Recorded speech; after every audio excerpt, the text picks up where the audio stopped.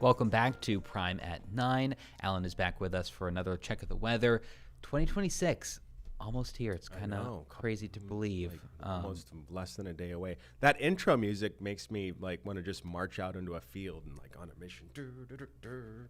I can't say the same, but if you do that, bundle up. Yes. No, it's fun. I was in the marching band for many years, so Okay. I know how to do that at least. Yeah.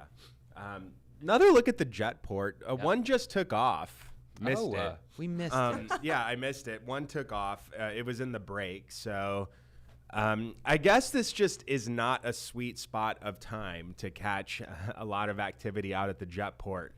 This map now, I like showing what we're about to talk about when we have, notable air mass changes. And the one that we're in definitely is cold, and it's going to stay cold. So what this is showing is a reverse trajectory of where our air was 4 days ago as seen by the GFS weather model. So it was way up in the Arctic, toward the Northwest Territory of Canada. And it has come down, and really that corridor right over the Hudson Bay, look at how the upper levels are set up.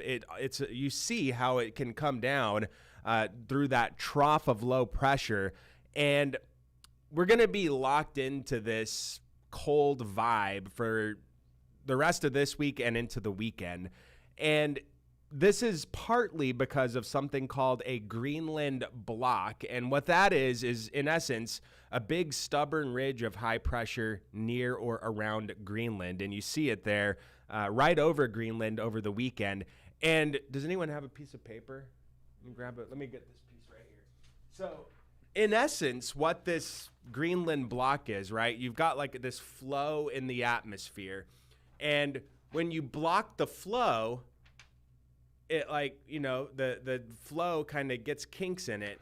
And that's in essence what's happening to the upper level winds. You see the big dip, the U shape right over the northeast part of the country. That locks us into the cold, and it doesn't loosen up that grip until into the middle of next week, when that high pressure over Greenland scoots out into the Atlantic. And then we get more of a progressive flow. The highway opens back up, so to speak. And this is a better look for a more active storm track for New England and Maine. So that is going to be mid to late next week. There's nothing, finite or anything hammered down right now, but that's one of the things. And then the other is that with that big lobe of low pressure getting out from on top of us, we'll start to snap out of the excessively cold days, right? So instead of into the low 20s for highs, we start getting back closer to the seasonal average into the middle of next week. There's the system that brought the cool down today. We're going to look upstream, though, back up to the Hudson Bay, because there's a pocket of energy up there. This is roughly 20,000 feet up in the atmosphere, and I'm highlighting this because that's going to be the catalyst for what looks to be a decent offering of snowfall to down east Maine come New Year's Day morning. The modeling on this is still trying to resolve exactly what is going to happen.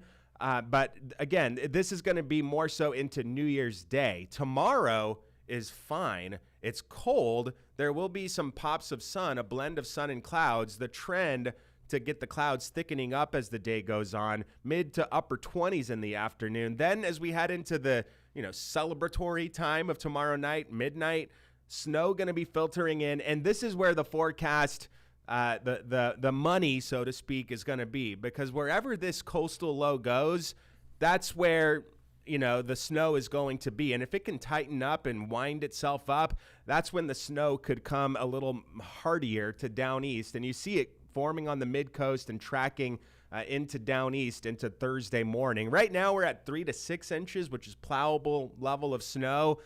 Some guidance is higher than that. Others a little lower. We'll refine and continue to do that. But it looks like the trend for the highest totals into New Year's Day will come in down east Maine.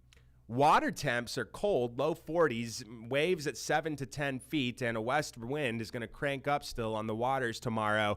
The name of the game, though, aside from the snow New Year's Day, is the chill. 0, if not a few below that on Sunday morning inland, and then on the coast, single digits overnight with mid to low 20s in the day. And we bookend it with a heat wave, 30 tomorrow and 30 next Tuesday. Steamy. I know. No, facetious, of course. But, we'll see how that snow, that's an interesting outlook, plays out for down east. I think aside from that, it's a cold finish and start to this year and into next. Yeah, too cold to go marching in a field unless you have the right music. Marching band uniforms are some heavy-duty wool. Oh, are they? Yeah. I wouldn't know. Yeah, but I mean, yeah, all right. I've worn a few in my day. Yeah. So. We'll have to see pictures later. Oh, all right. Don't tempt me. All right.